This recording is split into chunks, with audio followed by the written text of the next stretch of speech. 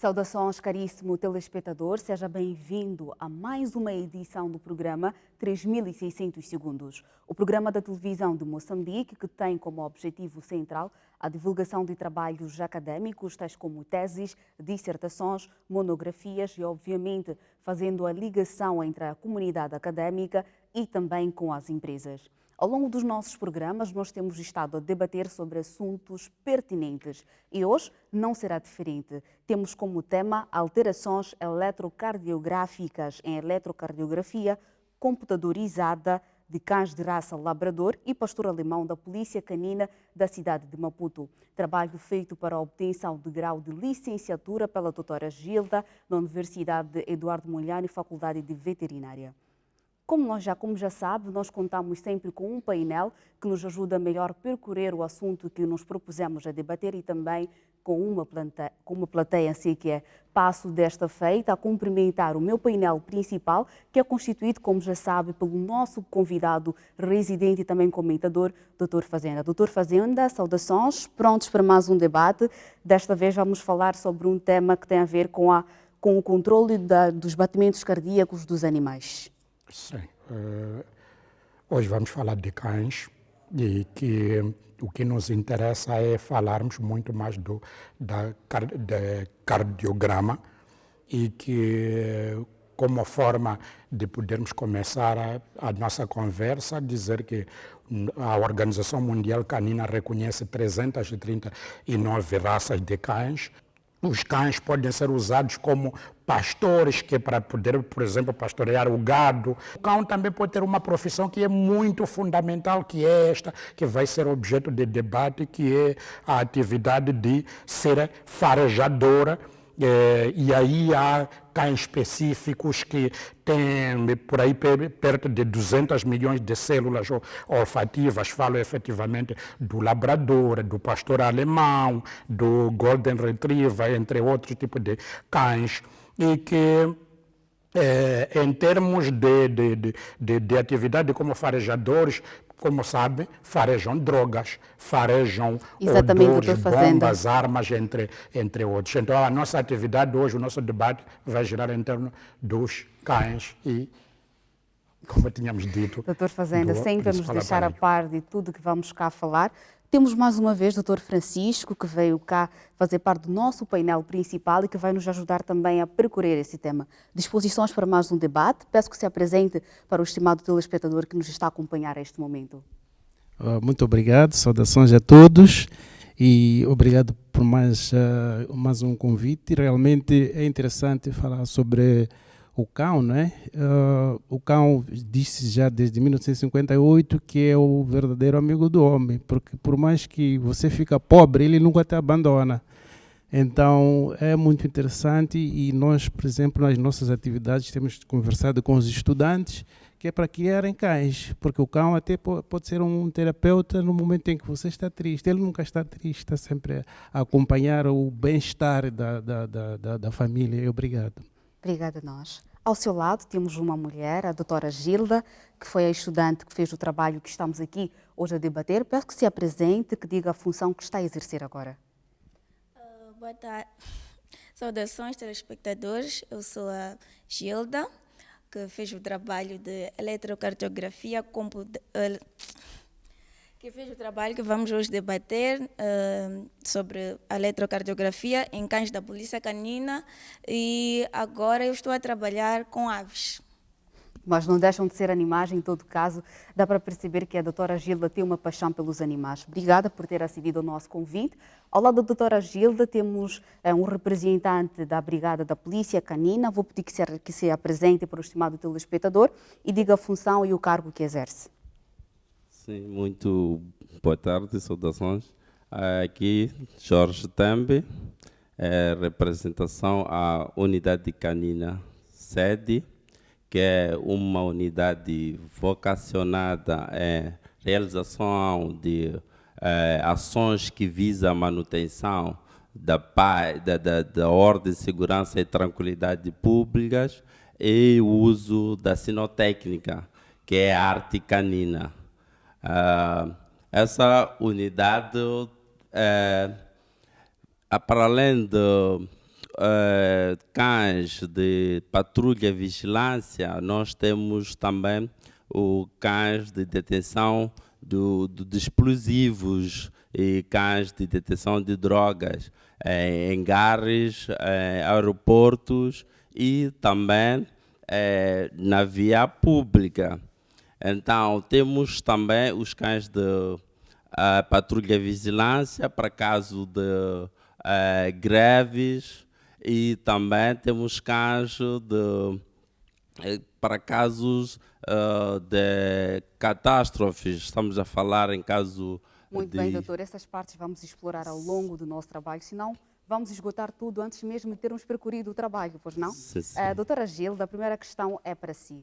Temos aqui o tema alterações eletrocardiográficas em eletrocardiografia computadorizada em duas raças, pastor alemão e labrador da Polícia Canina da cidade de Maputo. Qual foi o objetivo principal e porquê da escolha dessas duas espécies específicas para conduzir o seu trabalho? O objetivo principal do trabalho foi identificar as alterações eletrocardiográficas nesses cães da Polícia Canina, porque, como sabemos, são cães de trabalho, são cães que são submetidos a treino. Então, houve a necessidade de saber se ao treino ao qual esses cães são submetidos, como o treino demanda uma atividade do coração, uma boa atividade do coração, se esse treino não causa ao longo do tempo alguma alteração no coração desses animais. E as raças foram escolhidas exatamente por serem as raças que maioritariamente temos na Polícia Canina.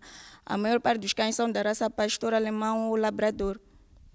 E quais foram as principais dificuldades que encontrou para a condução do seu trabalho? Sobretudo, teve algum apoio de alguém que ajudou a realizar a pesquisa? Como é que foi submeter o seu pedido, por exemplo, à sede da Polícia Canina para conseguir ter contato com os animais que queria estudar?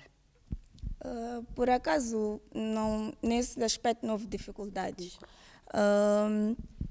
Submeter o pedido foi logo aceito, não tive dificuldades em iniciar o trabalho e a doutora Cesaltina, que foi a minha supervisora, disponibilizou um material que era o eletrocardiógrafo computadorizado para fazer a experiência e tive a ajuda dos polícias como Jorge Tembe. Eles sempre estiveram prontos para me ajudar. Precisava mesmo de ajuda porque são cães da Polícia Canina, não haviam de se vergar a mim. A maior dificuldade que eu tive foi mesmo na questão de compreender o que é um eletrocardiograma, compreender como é que funciona o ECG. Essa foi a maior dificuldade que eu tive. Exatamente. Como pode ver, caríssimo telespectador, o nosso tema é bastante interessante mesmo. Mas agora eu vou devolver a palavra ao painel principal, que, como sabe, é constituído por Dr. Fazenda, e hoje também, mais uma vez, recebemos o Dr. Francisco para saber deste e se tem alguma questão pontual que queiram fazer tanto para o representante da Polícia Canina, assim como para a estudante, agora licenciada, doutora Gilda. Doutor Fazenda, doutor Francisco, este é um momento de interação. Tem alguma questão pertinente mesmo em torno do assunto que estamos aqui a debater? Sim, a primeira questão que eu queria colocar é a doutora Gilda diz que preferiu ou trabalhou com cães da raça labrador e, por um lado, com cães da raça pastor alemão. No que eu fui entender é que a Polícia Canina também provavelmente tenha cães do tipo da raça Cocker Spaniel, e por que entendeu que não era importante meter nesse estudo a preferência por essas duas raças só, primeiro. Segundo, quais são os grandes resultados que teve e, com base nesses resultados que teve, o que tem a dizer a todo aquele que também possui um cão e que o cão pode não ir a treinos, mas que ele tem atividade intensa, o dono usa para caça, significa que ele corre muito atrás de coelhos, outro tipo de animais, por exemplo, no campo, e uns que tem mesmo na cidade e levam o cão para caça, por exemplo, nos parques com licença, né? Apresenta uma licença, vai, ou a uma caça qualquer. Qual é o conselho que terá a dar? Sim. Eu gostaria de perceber melhor Trabalhar com cão não é muito fácil, né? E uma das coisas que eu queria perceber se não teve dificuldade para enfrentar, portanto, os cães da polícia.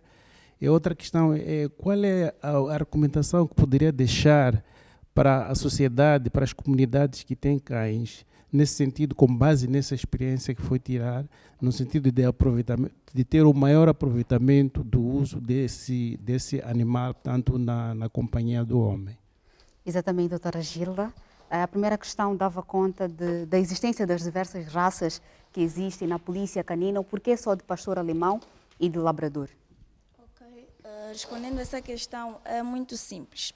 Nós temos 5 cães da raça Cocker Spaniel na polícia canina, mas o número é muito reduzido. Não servia porque para fazer um perfil e determinar as alterações cardiográficas, eu preciso de uma amostra considerável. E os cães da raça Cocker Spaniel eram muito poucos, o número é muito reduzido. Não tinha como meter no estudo. A outra questão tem mesmo a ver com as dificuldades que enfrentou, uma vez que esteve aqui a dizer durante a sua explanação que são cães da polícia canina e que com certeza não haveriam de ir ao encontro das suas regras. Como é que foi, depois de algum tempo, fazer com que esses cães cedessem às suas exigências, pudessem ser submetidas ao processo de avaliação com esse instrumento eletrocardiograma? Penso que é isso, né? Sim.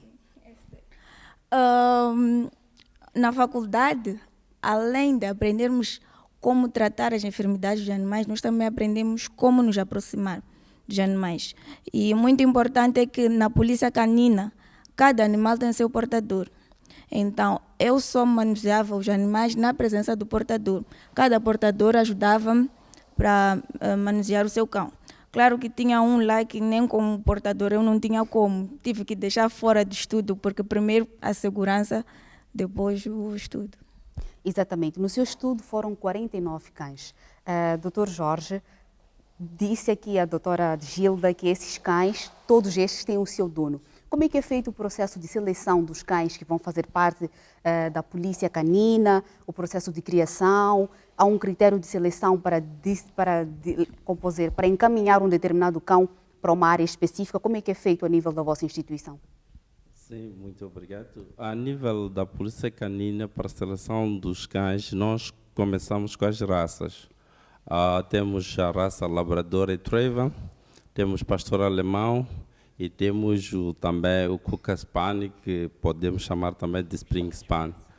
Então, na seleção, nós primeiro observamos aquilo que é o caráter do animal, os dotes caracteriais.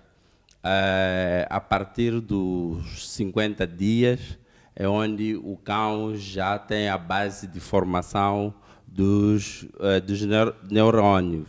Estamos a falar da formação neurológica. E aí começamos a seleção de acordo com a primeira agressividade para cães de patrulha e segurança. Vamos depois ver o comportamento no sentido de agitação do próprio cão. E isso estamos a falar da atividade nervosa central, que é o cão sanguíneo, o cão que faz praticamente tudo que nós queremos. E vamos na parte da detecção de substância, onde selecionamos nos cães da raça Labrador, e os cães com a capacidade olfativa muito desenvolvida. Estamos a falar do faro do cão. E aí começamos aquilo que é a pré-educação. Começamos a pré-educação no sentido, porque não basta só ver os dotes caracteriais, é preciso meter no campo de instrução para ver se realmente esse cão ajuda nos nossos serviços ou não, para não levar um animal que no final do curso saia daquilo que é o padrão que nós exigimos, e isso será um custo para o próprio Estado. E quanto tempo leva mesmo esse processo de adestração do cão? Uma vez que esteve a falar que há parâmetros a serem observados, né? Sim. Que tem que saber o grau de agressividade, o grau de farejamento. Quanto tempo leva, em média, um treinamento de um determinado cão? O treinamento para cães de detenção ou de busca de substância leva 9 meses. E para cães de patrulha e vigilância, leva 6 meses. Isso sem contar com o período da pré-educação, que é a partir de 50 dias aos 6 meses. Sim. Exatamente. Como estamos aqui a debater sobre o crescimento e também cuidados a ter com os cães, vamos agora acompanhar um apontamento de reportagem feito na sede da Polícia Canina a nível da cidade de Maputo para entender como é que é feito este processo de seleção, adestramento e também treinamento de cães das raças Labrador e também Pastor Alemão, que são aqui alvo do nosso debate. Acompanhe.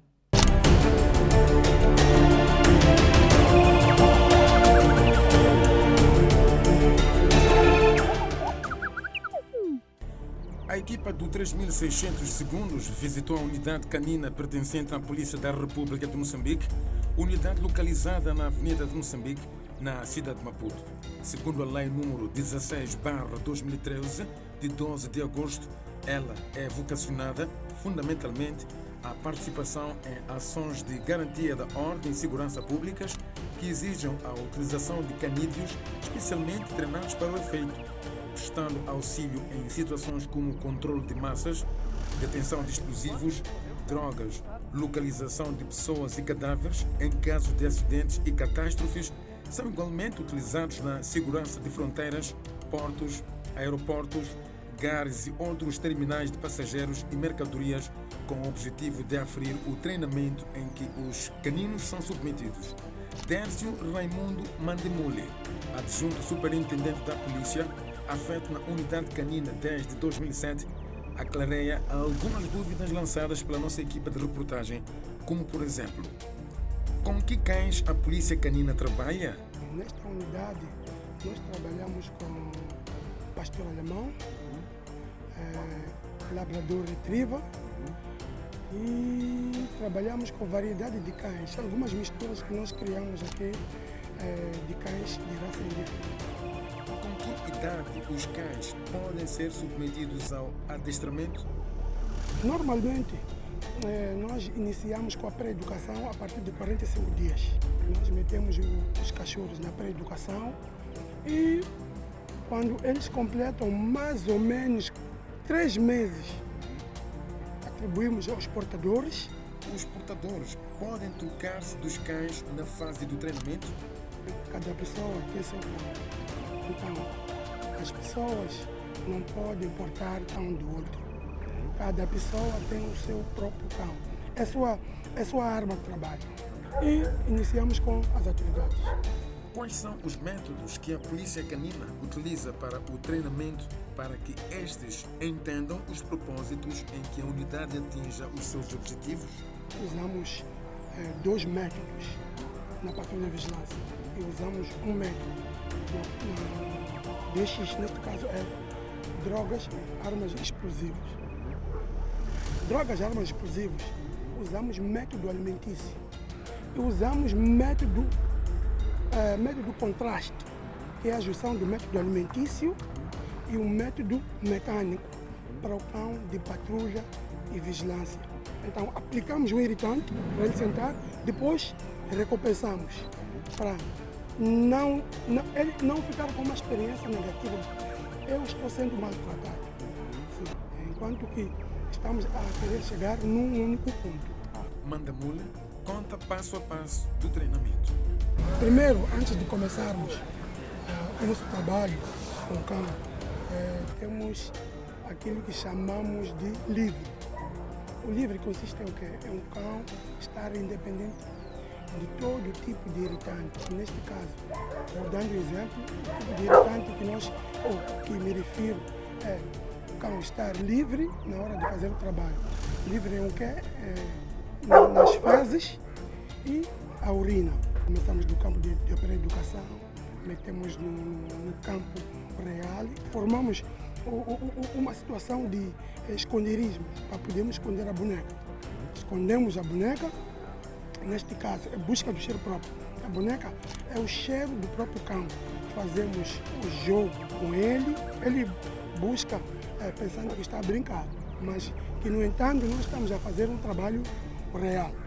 escondemos o boneco, o cão vai procurando e apanha e recompensa-se. A recompensa-se é através de um outro boneco ou um alimento. Após isso, entramos numa outra fase, que é a fase da discriminação da própria substância. A discriminação do cheiro próprio e o cheiro da droga. Em que consiste o adestramento geral? No adestramento geral, primeiro é o comando junto, que anda ao seu lado, comando senta, comando deita, comando levanta, comando aqui e comandos à distância. Depois da obediência, apresentamos as mordeduras. As mordeduras que é ao lado da perna. Então, começamos do simples ao complexo. Dando um exemplo, a pessoa ou o manifestante põe-se em fuga e nós mandamos o cão.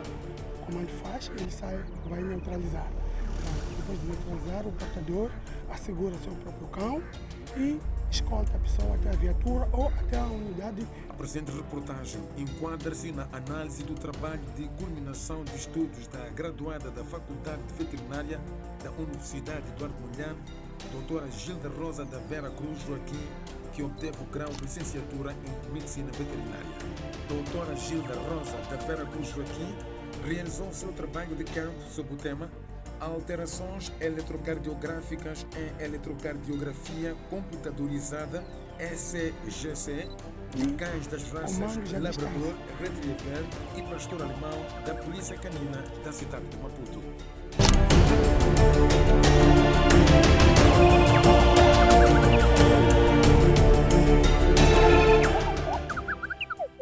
Exatamente, acabamos de acompanhar o apontamento de reportagem que dá conta como é que é feito o processo de treinamento e também adestramento dos cães labrador e pastor alemão, alvo aqui do nosso debate. Desta feita, vou lançar o debate aberto tanto para a nossa plateia como também para o nosso painel principal. Quem tiver alguma questão que queira fazer, tanto para o Dr. Jorge também como para a Gilda, o momento é este, o debate é aberto. Peço que sempre se identifique, nesse caso para a nossa plateia, mesmo para que possamos organizar as ideias de forma coesa. Alguém tem alguma pergunta pontual? Sim, já tem ali uma mão. Saudações, seu nome? Manuel Marcos Muxanga. Peço para falar um pouco mais alto. Manuel Marcos Muxanga, estudante do Instituto Superior Mutasa. Eu gostaria de saber que depois do treinamento e obtenção do dom no cão, quanto tempo ele fica no campo de batalha exercendo as suas funções? E a outra questão, gostaria de saber se será que existe alguma possibilidade em que o cão possa vir a se virar contra o proprietário? Sim, obrigado. Mais alguma questão vinda da plateia? Peço que possa chegar o microfone lá. Em saudações, meu nome é Olga Abdulamido, sou estudante do Instituto Superior Mutasa. Eu gostaria de saber o que inspirou a fazer o trabalho, principalmente tratando-se de cães, né? Então, eu quero saber o que inspirou a fazer o trabalho e gostaria de saber a partir de que idade é que podemos controlar, né? Ver os batimentos. Por exemplo, o cão fica em treinamento, acredito que desde que é menor, treinam os cães na polícia, né? Então eu queria saber a partir de que idade pode haver esse monitoramento cardíaco, se não me engano. Obrigada, Olga. Sim. Sim, seu nome? Saudações, o meu nome é Samuel Bila, sou docente e clínico da Faculdade de Veterinária. Então, inicialmente teria duas questões, uma para a doutora Gilda e outra para o doutor Jorge. Então, a minha primeira pergunta em relação ao estudo, que devo felicitar, que não é um estudo muito fácil, como vocês todos devem estar a imaginar. Portanto, trabalhar com animais agressivos, na verdade, é um processo que exige um bocadinho de treinamento, um bocadinho de calma, um bocadinho de apoio da parte das pessoas que lidam diretamente com esta espécie animal. E eu, sendo clínico de animais bravios, e docente na mesma área, a pergunta seria se houve ou não algum objeto durante o estudo que a doutora Gilda teve em relação às idades dos animais. Se encontrou lesões, não é? Que deveriam ser evidenciadas numa idade jovem, que é aquela que a gente aparentemente usa para o adestramento e para o treino, ou se houve algum outro resultado em animais um bocadinho mais velhos. Porque, como todos nós sabemos, o coração ou a saúde do coração também depende um pouco da idade. Quanto mais velho for o animal, menos performance ele tem no desenvolvimento de qualquer que seja a atividade que tem. Então, essa seria a pergunta que eu iria fazer à doutora Gilda. E ao senhor e ao doutor Jorge, que também está a lidar com o adestramento dos animais, a pergunta seria, durante o treinamento ou o adestramento do animal, já que falamos de todas estas espécies, seria alguma destas espécies suscetíveis ao bom ou ao mau treinamento? Então, queria saber quais, de facto, são as que a gente deve aconselhar, não é, as pessoas a terem para as diferentes e multifacetadas, não é, áreas em que estes cães podem desenvolver. Porque há uns que são muito mais agressivos, na verdade, há outros que pelo tamanho ou pelo dom que os animais têm, eles podem ser um bocadinho mais suscetíveis de aprender. Então, eu queria saber um pouco nesta área o que é que se deve fazer para aconselhar as pessoas a selecionar um determinado cão ou para a guarda, ou para estes treinos, ou para esta pesquisa que ele nos referiu aqui. Sim, obrigada. Doutora Gilda, tem a palavra. Peço que segure o microfone. A primeira questão, pode-me recordar? Sim, a primeira questão é do estudante, mas ele questionava sobre, depois do treinamento, quanto tempo leva um determinado animal para sair da primeira sala para a rua, assim, que é mais ou menos essa questão. Okay. Mas quanto à questão do Dr. Samuel, este questionava se durante a sua pesquisa constatou se algum animal sofria alguma lesão e se essas lesões podiam ser vistas ainda na fase inicial ou de acordo com o tempo em que se verificava que o determinado animal está lesionado ou não, mesmo no que diz respeito a doenças cardiorrespiratórias. Penso que é isso. As lesões, estamos a falar das alterações eletrocardiográficas no eletrocardiograma. Quanto à idade, eu até quis fazer uma discriminação, separar por idades, como eu fiz por raças e sexo, mas a amostra não me permitia fazer isso. Mas houve uma alteração, sim, que eu encontrei em labradores com mais de 5 anos e só encontrei essa alteração em labradores com mais de 5 anos, que era ondas P pulmonar, que é aumento da amplitude da onda P. E qual foi a inspiração para fazer esse trabalho, segundo a estudante Olga? Ela quer saber o que a inspirou para selecionar esse tema como trabalho de final de curso. E disso por se tratarem de cães, né? É assim, eu fiz medicina veterinária. Então, na medicina veterinária, nós trabalhamos com animais. Não há alguma outra coisa com a qual eu poderia trabalhar. É animais, assim, alimentos, né? Mas nós somos formados para trabalhar com animais. E eu quis ir fazer um trabalho de cardiologia, de eletrofisiologia, porque é um desafio. Eu sou muito viciada em desafios.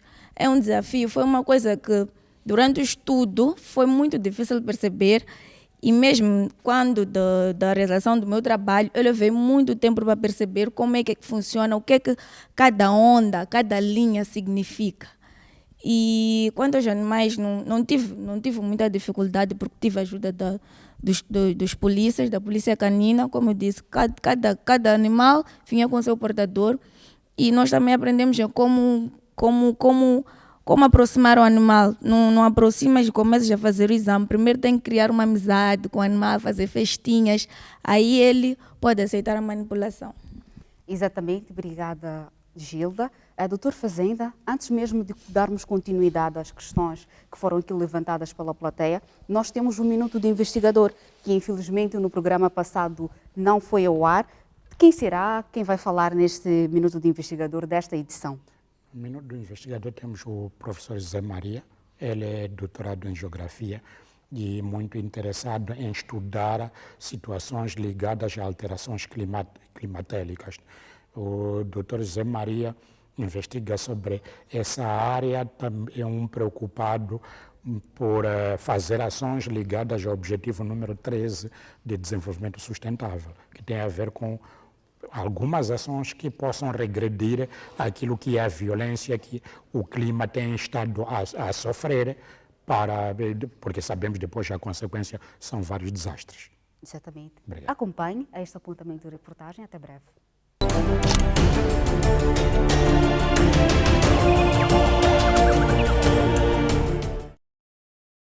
A rubrica Minuto do Investigador do programa 3.600 Segundos conversou com um investigador que procura entender a dinâmica dos fenômenos naturais e sociais com vista a contribuir com soluções na melhoria da qualidade de vida e bem-estar das famílias moçambicanas. Dr. José Maria Langa, geógrafo de profissão, mestre, doutorado e pós-doutorado em Geografia. Fala das motivações, inquietações e desafios nesta área. O que tem a dizer sobre investigação em Moçambique? Em seu ponto de vista de produção científica, sim. Eu particularmente na minha tese de doutoramento estudei isso, estudar a epistemologia e a história da geografia e consegui perceber um avanço, não somente no número de pessoas que vêm se formando, mas também na diversificação de temáticas e possibilidades de entendimento de fenômenos que vêm acontecendo em Moçambique. Isto é satisfatório para o país, para a geografia em particular. Eu já te indiquei que é este desenvolvimento que pode um dia nos levar a pensar, talvez, numa escola de geografia. Quanto mais estudos, quanto mais pessoas se preocuparem com a geografia, nos leva a ter um nicho mais coeso que, quem sabe, um dia podemos pensar numa escola de geografia moçambicana. Publicações. Tenho o livro sobre gestão de resíduos sólidos, que faz um mapeamento da dinâmica e o papel dos catadores na cidade de Maputo. Tenho artigos publicados em várias revistas sobre a questão agrária e mudanças climáticas. Parcerias. Vem acontecendo e eu percebo que somos mais entendidos para fora do que cá em Moçambique. Dinâmica econômica e financeira do país, com a chegada de novos empreendimentos, megaprojetos, principalmente ligados à questão da exploração de recursos naturais, também começa a haver mais procura de pessoas da área. O que é que tem em manga para as próximas publicações? Sair nos próximos dias um outro artigo sobre a incorporação no discurso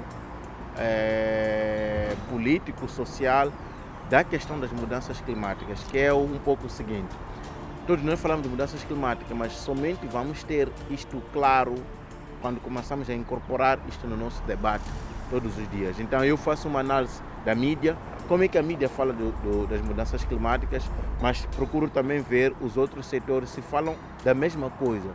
E percebi, já divulgando em parte o resultado da minha pesquisa, que ainda não estamos a falar de mudança climática como questão central. Estamos a falar de mudança climática como algo transversal que vem acontecendo, não algo que vem orientando toda uma política e debate a nível do nosso país. O que tem a dizer para os jovens aspirantes na área de investigação? Pesquisa não dá dinheiro. Se querem ficar ricos, procurem fazer outras coisas e não pesquisar. O que pesquisa faz, que é interessante para os jovens, é que nos compromete. Não se faz pesquisa científica sem compromisso, sem ativismo, sem responsabilidade, conosco enquanto pesquisadores, mas principalmente com a sociedade em que nós estamos inseridos, né? O que tem a dizer sobre o programa 3.600 Segundos? 3.600 Segundos chega num bom momento. É interessante associar a questão da mídia, televisiva neste caso, com aquilo que é a dinâmica do processo de produção de conhecimento que vem sendo feito ou se deseja fazer em todo o ensino superior.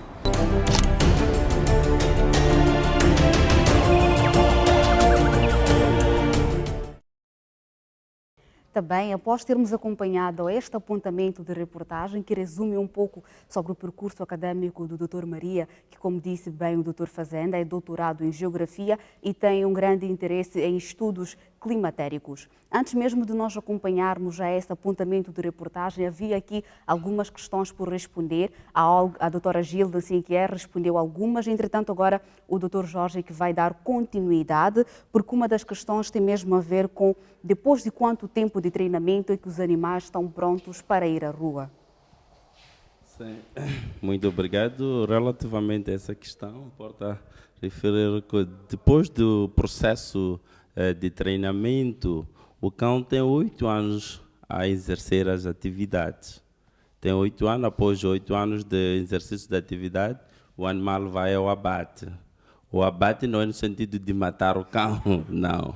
É no sentido de o cão pode passar para o próprio portador do cão e talvez para alguns interessados. A gente tira o cão após 8 anos do trabalho. Sim, e mesmo sobre os animais, a outra questão tinha mesmo a ver com quais são as espécies, dentre essas duas, as mais fáceis de adestrar, quais são as que mais trabalham, por exemplo, no combate ou na identificação de drogas, de explosivos. Era mesmo essa discriminação que o Dr. Samuel pediu que se fizesse. Sim, sim. Nós usamos, conforme referi anteriormente, usamos o pastor alemão para vigilância e patrulha e usamos o labrador para detenção de explosivos e drogas. O que ocorre é que, não porque o pastor alemão e outras raças não servem para essa atividade, temos as raças que têm a parte, o órgão de faro bem desenvolvido, que servem para a deteção de substâncias. Mas o que sucede é que nós usamos o pastor alemão, que é um cão internacionalmente recomendado. Vejamos que a questão que estendeu a questão o Dr. Bila, em dizer qual é o cão que nós aconselhamos aos criadores. O pastor alemão é um cão que faz um pouco de tudo, por isso que é tido como o melhor cão. Diferentemente do labrador, que é um animal que não tem nada de agressividade. Ele é um cão que oferece muito desenvolvido e usamos mesmo na deteção de substâncias nos aeroportos, porque esse cão pode entrar em contato com as pessoas sem em nenhum momento atacar as pessoas. Então, usamos mais o labrador nesses casos. Então, o pastor alemão só usamos para a patrulha e vigilância, para contenção de massas.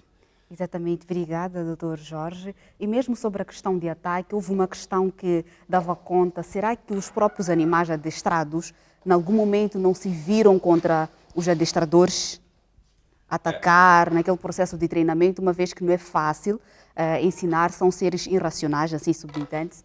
Como é que é possível fazer com que um animal siga estritamente as regras do seu adestrador? Essa questão começa mesmo na fase da seleção dos cães. Começa mesmo na fase da seleção dos cães. O cão que nós selecionamos desde o pequeno até o crescimento na polícia canina, em nenhum momento ataca o dono. Os cães que podem vir atacar o portador são os cães que nós recebemos na doação, em que o indivíduo que está com o cão já há bom tempo e não consegue controlar o cão, acaba doando à polícia canina. E nós, antes mesmo de usar esse cão, temos que submeter no processo de treinamento. É nesse processo que, em algum momento, por falha, pode vir a virar-se contra o portador. Mas são casos raríssimos, porque os portadores também são dotados de conhecimento para se virar caso haja cães com esse tipo de comportamento.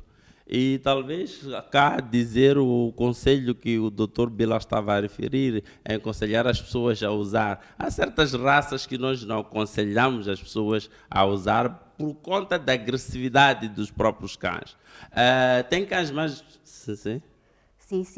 Vai poder continuar a sua explanação mais adiante sobre que raças recomendar para a população poder comprar e também poder fazer de seu melhor amigo. Nós agora vamos para a nossa segunda fase, em que vamos falar sobre o eletrocardiograma, que é o instrumento que foi usado para a medição dos batimentos cardíacos dos animais. Mas antes, temos que acompanhar um apontamento de reportagem que foi feito na Universidade Eduardo Mondlane, na Faculdade de Veterinária, em que se foram entrevistados estudantes daquela pela instituição, a fim de perceber sobre estes se sabiam da existência de eletrocardiograma e como é que este funciona como instrumento de medição de batimentos cardíacos. Acompanhe.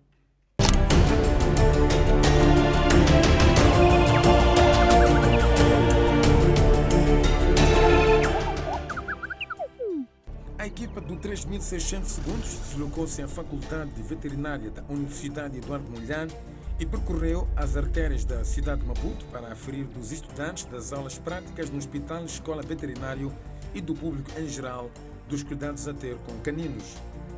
Tem tido aulas práticas aqui na faculdade? Sim, já. Os caninos, especialmente? Sim, já. Eu fiz estágio no Hospital Escola Veterinário da faculdade e também temos tido algumas aulas práticas no campo, assim como aqui na faculdade e nos outros laboratórios. Temos tido aulas com pequenos animais e grandes animais. Nos pequenos usamos geralmente cães e nos grandes animais temos mais aulas com bovinos e com pequenos ruminantes. E quais são os exames que os estudantes fazem nos animais? Fazemos exames de rotina no hospital, né? Desde a recepção do animal, nós vemos quais são os sinais que o animal apresenta e também fazemos alguns testes laboratoriais. Fazem exame de coração aos animais? Com que instrumento fazem esses exames? Nessas análises, o que observam exatamente? Nós, para fazermos exames do coração, usamos o eletrocardiograma.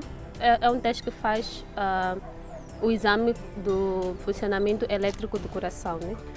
Nós verificamos o batimento do coração, a forma como ao entrar o sangue, ao sair. Então nós podemos ver em caso de arritmias, quando há uma alteração. QRS, todo o processo de contração, condução elétrica, como é que é a condução elétrica quando vai haver a contração ao nível dos átrios, a contração ao nível dos ventrículos. Nesse caso, o equipamento tenta demonstrar como que funciona o coração. As pessoas que criam cães, ou seja, que cuidados devem ter as pessoas que criam cães? Eu acho que o importante é ter atenção, principalmente quanto ao manejo alimentar e ao manejo sanitário, né? Ter atenção na administração da comida, principalmente no tipo de ração que é administrado, porque, por exemplo, no nosso hospital recebemos muitos casos, ou alguns casos de problemas devido ao tipo de alimentação que é dado. Também ter cuidado com o manejo sanitário do ponto de vista das desparasitações, das vacinações, e também, claro, do ponto de vista afetivo, animais de estimação, sim, merecem mais cuidado quanto a isso. É um veterinário lá em casa que dá vacina, dá múltipla, dá desparasitante quando ainda são pequenos, quando são cachorros. Os seus cães são soltos a qualquer momento? De dia os cães ficam fechados, de noite abrimos para a segurança da casa e cozinhamos diariamente para os cães. Os cães de lá de casa compramos ração e juntamos com ceraduras. Ceraduras são aqueles restos do talho. Ou também metemos cabeças de galinha para eles terem carne. E aqueles restos diários, né? Se estamos a acordar cebola, batata também metemos na comida dos cães. Cebola não, porque é ácida. Não comem peixe também. Não comem alho, mas aqueles outros restos de legumes misturamos ali na comida. As exigências de vacinação e nutricionais dos animais devem ser devidamente observadas com o objetivo de reduzir os riscos destes serem propensos às doenças. Ter cuidado com os alimentos também é o melhor método a seguir.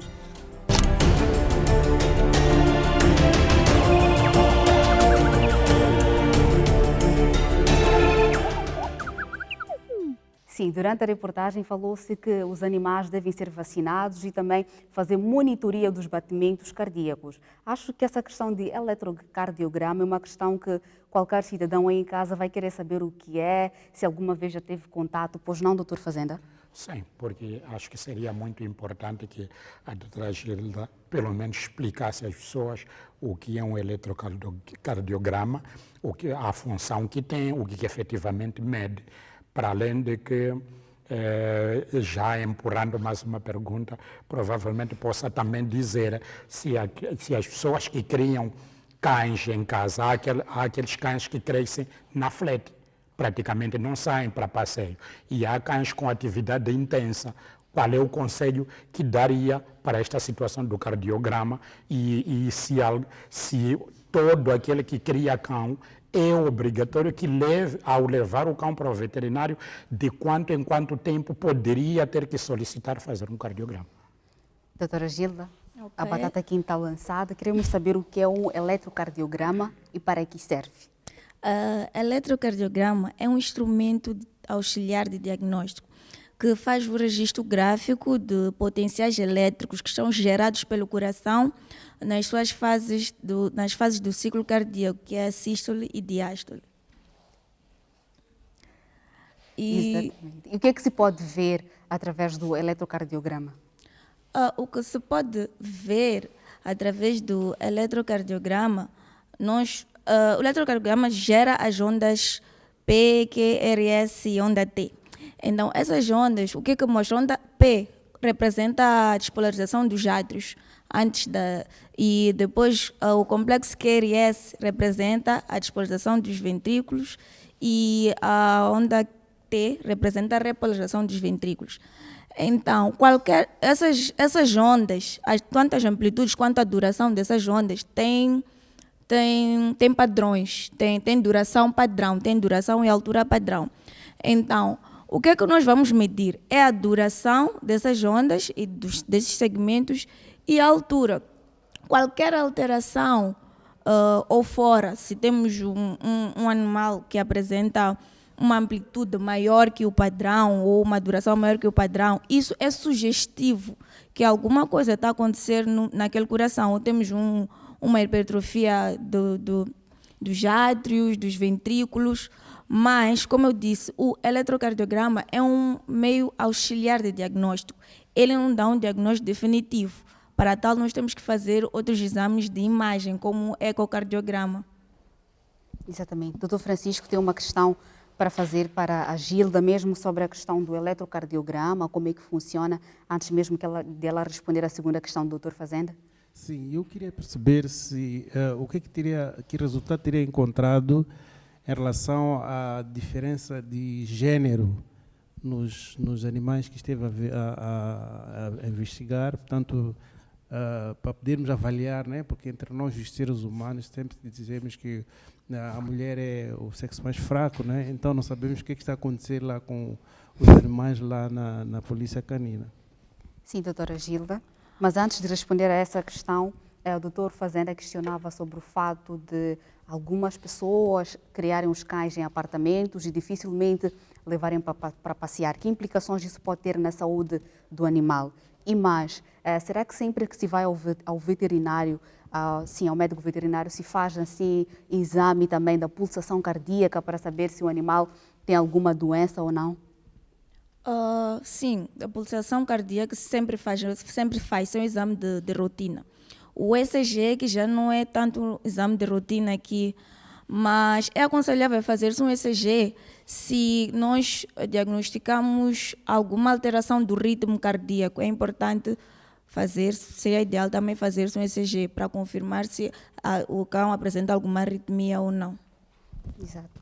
E quanto à questão do Dr. Francisco, que fala sobre os resultados que encontrou diferentes géneros, porque observou tanto fêmeas como macho, qual foi o fator mais importante que observou de diferença entre esses dois géneros? Sim, houve algo interessante, é que eu não encontrei nenhuma alteração que ocorresse só em machos, mas as fêmeas apresentavam maior número de alterações.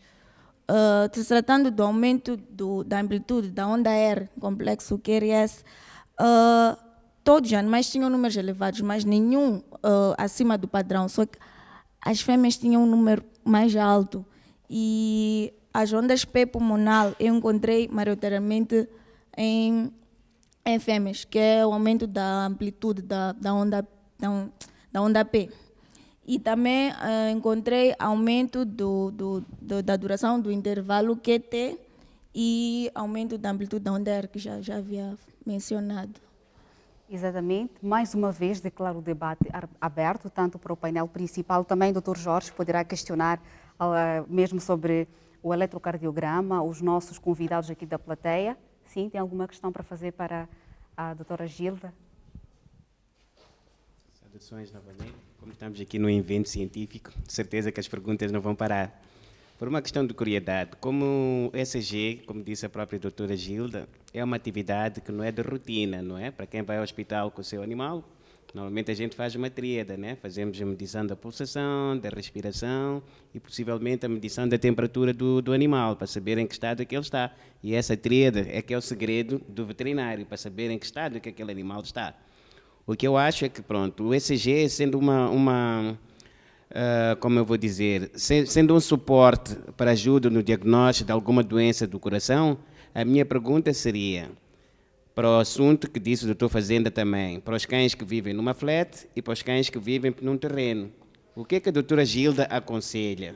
Será que, na verdade, poderemos, não é, ter cães num espaço pequeno, do género cães Rottweilers, não é, cães grandes, como disse o doutor Jorge, cães como o Boerboel, pronto, de tamanho grande numa flat, não é? Para as pessoas que estão nos a ouvir, para pelo menos perceberem se vale ou não a pena a gente ter esse tipo de animais ou se tem uma influência na atividade cardíaca do animal. Se é ou não patológico ter estes animais guardados nesse tipo de situação. Sim. Doutora Gilda, pode responder? Esses animais, os animais de raças grandes ou gigantes, eles não foram feitos para ficar num espaço confinado. Acredito eu que sim, vai implicar na saúde do coração desses animais, mas mais importante é no comportamento também. Como eles não são animais para estarem num espaço confinado, o comportamento dos animais vai ter grandes alterações. Doutor Jorge, quando os animais, como a Gilda disse, chegam para vocês, enquanto têm alterações comportamentais resultantes, por exemplo, de ficar confinados, qual é o procedimento que vocês têm feito mesmo para garantir que este cão possa ser reinserido na sociedade e não constituir perigo para quem vive próximo deste? Sim. Muito obrigado. Para cães que nós recebemos nesse estágio, primeiro colocamos em quarentena para observar o comportamento de cão. Depois de observar o comportamento, atribuímos a um portador. E esse portador é que leva o cão no campo de treino. E 15 dias depois de análise comportamental do animal, ele dá o relatório se aquele cão vale a pena continuar ou vai ao abate, para evitar casos de mordedura na via pública. Então, quando é um cão que não presta, 15 dias depois da socialização homem-cão, falo do portador, ele dá o relatório que o cão, sim, vale a pena continuar com o adestramento. Então, se for um animal que já é agressivo de natureza, ele é melancólico, porque temos cães com atividade central nervosa que não ajudam-nos muito. Estamos a falar de cães melancólicos, estamos a falar de cães coléricos. Esses já acabamos excluindo logo de princípio. E vão ao abate. Como se percebe aqui, os animais também têm sentimentos, como o Dr. Jorge esteve a dizer, existem cães coléricos e melancólicos, que são normalmente manifestações que também podemos encontrar em seres humanos. A Dr. Fazenda e também o Dr. Francisco, dá para perceber que aqui ao longo do nosso debate a questão de criação de cães é muito importante, sim, e que tem que se tomar em conta a questão de vacinação. Eu não vi aqui ninguém a questionar sobre vacinação. Será que este fator não é importante mesmo para garantir que os índices de raiva canina em humanos, porque também afeta os humanos, não é? Sim. Tem alguma questão sobre este assunto, mesmo para garantir que o caríssimo telespectador possa levar constantemente o seu animal à vacinação, para que este não possa prejudicar a saúde de quem vive perto? Sim, a questão que pode ser levantada aqui, partimos do princípio que tudo aquilo que, ou todos os animais, normalmente pensam, todos os ruminantes, têm um problema de sofrer o efeito da raiva. E é daí que dizem que é preciso que o animal seja vacinado. Porque a raiva, quando entra no humano, presumo que nem 24 horas vive a morte é quase garantida. Daí que se diz que é preciso levar o animal à vacinação. A questão que eu tenho aqui a colocar, quer para o doutor Jorge, quer para a doutora Gilda, tem a ver com a situação nossa. A situação nossa quando nós estamos quando temos cães na nossa casa, há muitos que dizem assim: eu prefiro que o cão esteja quase sempre amarrado, de modo que ele possa ser agressivo, dependendo daquilo que são as pretensões que o criador tem. Há outros que dizem: não, há um tipo de alimentação que tem que ser dado aos cães domésticos para que ou ele seja muito agressivo. Qual é o conselho que existe para o cidadão para esse aspecto ligado à alimentação, tanto como ao tratamento do cão dentro de casa? Sim, o doutor Francisco poderá fazer a questão depois, mesmo em jeito de considerações finais, porque já estamos sem tempo. A doutora Gila vai fazer considerações finais, mas antes vai responder a essa questão sobre a vacinação em dia. Que importância isso tem, uma vez que os animais com raiva podem prejudicar a vida do ser humano? É muito importante vacinar os animais, tanto é que tem acontecido todos os anos campanhas de vacinações gratuitas, porque é a maneira de conter a raiva, porque quando um animal com raiva morde uma pessoa, um humano, a morte é certamente garantida. Vive mais que 24 horas, mas sempre vai morrer. Então, a forma mais eficaz e mais barata, menos dispendiosa de conter a raiva é vacinando os nossos animais. Temos sempre que vacinar os nossos animais, ter a vacina contra a raiva em dia. E a nível da polícia canina, como é que está a situação da vacinação dos animais? A vacinação dos animais está sempre controlada. Nós começamos a vacinação a partir dos 21 dias de vida. Começa o ciclo de desparasitações, até os 45 dias o ciclo das vacinas múltiplas, até a raiva. Os cães da unidade canina têm vacinas em dia, a partir dos 6 a 6 meses estão a receber a vacina contra a raiva por questões de segurança. E também a unidade canina tem trabalhado com a faculdade veterinária no sentido de apoio na vacinação contra a raiva. Se for a prestar atenção em muitas campanhas de vacinação. Que faça considerações finais, o que achou do debate, que ganhos o trabalho da Gilda trouxe para a vossa instituição? Uma vez que ela fez aqui a medição da pulsação dos movimentos cardíacos dos animais, que ganho este trabalho trouxe para a polícia canina? Agora já se verifica também a questão do coração dos animais, antes de levar à rua, como é que é feito agora? Em jeito de considerações finais mesmo. Sim, sim. O trabalho da doutora Gilda trouxe uma mais-valia nos cães da unidade canina.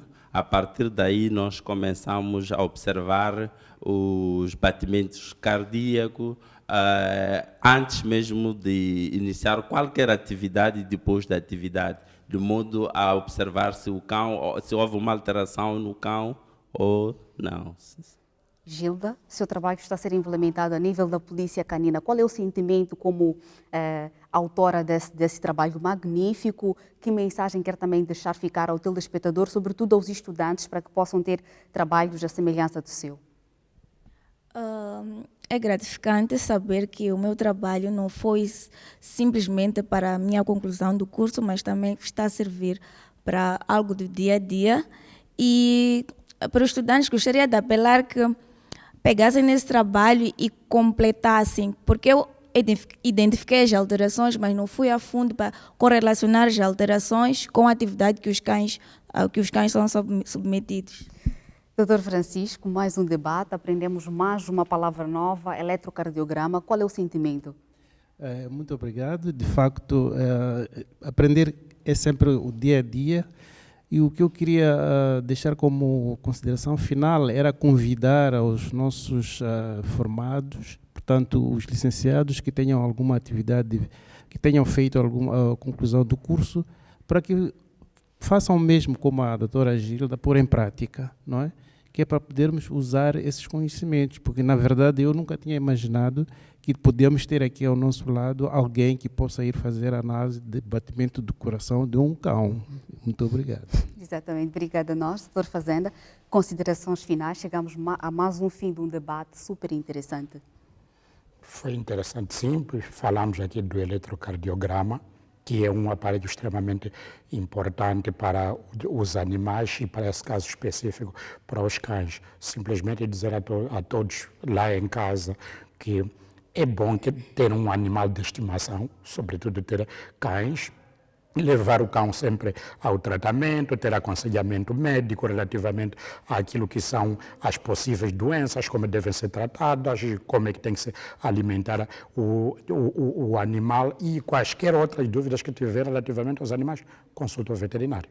Obrigado. Exatamente. Conselho do Dr. Fazenda, consulte o veterinário para garantir a saúde do seu animal. Quanto a nós, resta-nos dispensarmos-nos com promessa de voltar numa próxima oportunidade para mais um trabalho. Quanto a si, caríssimo telespectador, não se esqueça de enviar o seu trabalho acadêmico para que a semelhança deste possa ser debatido aqui. Para tal, basta enviar mensagem ou o seu e-mail para o nosso endereço eletrônico s3600tvm@gmail.com. Leve o seu animal ao veterinário para que possa colocar a saúde deste em dia. E mais, recordar que a Polícia Canina a nível da cidade de Maputo mostrou a sua disponibilidade para receber mais estudantes que, à semelhança da Gilda, queiram fazer os seus trabalhos de culminação de curso nesta instituição. Quanto a nós, resta-nos dispensarmos-nos com promessa de voltar numa próxima oportunidade para mais um programa 3600 segundos. Até lá, fique em casa e continue a acompanhar a restante programação da televisão de Moçambique. Tchau!